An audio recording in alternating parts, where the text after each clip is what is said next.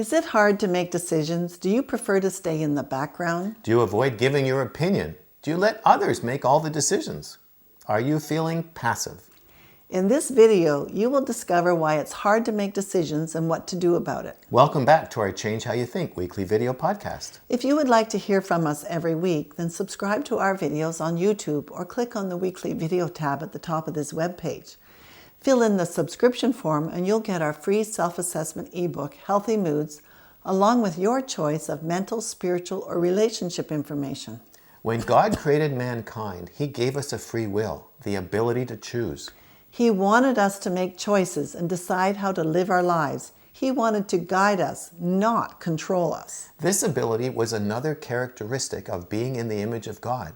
It separates us from the animal kingdom. And this ability is part of your soul, your mind, will, and emotions, and these form your personality. Having a functioning will is essential to making appropriate choices in your life, both in the natural and spiritual realms. It's an ability you were born with, but you have to learn how to use it. It can be used for good or evil, and it can be healthy or broken.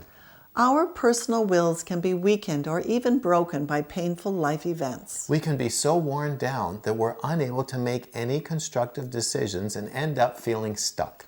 A broken will can make you feel passive and unable to make needed changes in your life. Here are some symptoms of a broken will.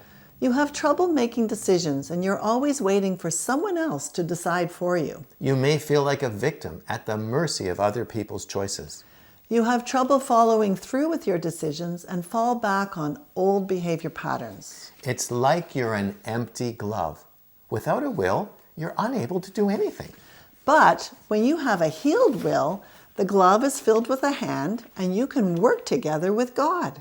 God wants to heal your will so you can make good decisions and decide to work with Him. The first step in your recovery is to ask God to show you who contributed to the weakening of your will. Forgiving the people who broke your will is an important step in healing your will. Then choose to forgive them for what they did and how they made you feel. And forgive yourself for accepting passivity as a way of life.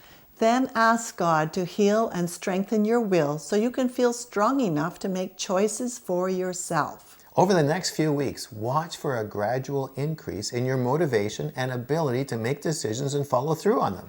Your life will be changed. If you'd like to have your will healed, come join us in Free Your Mind and do the course, Don't Stay Stuck.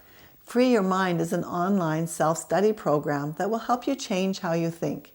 It will guide you through a pathway of healing mentally, spiritually, and emotionally. Through 15-minute videos, regular live group coaching calls, an online community forum, and 24-hour access to our entire video library, you can work at your own speed, anytime, from anywhere in the world, on any device, to begin the life-changing transformation you've been looking for. You can learn more about it using the links below this video. And we'll talk to you next week, but this week, ask God if your will has been broken, and then take the necessary steps to heal.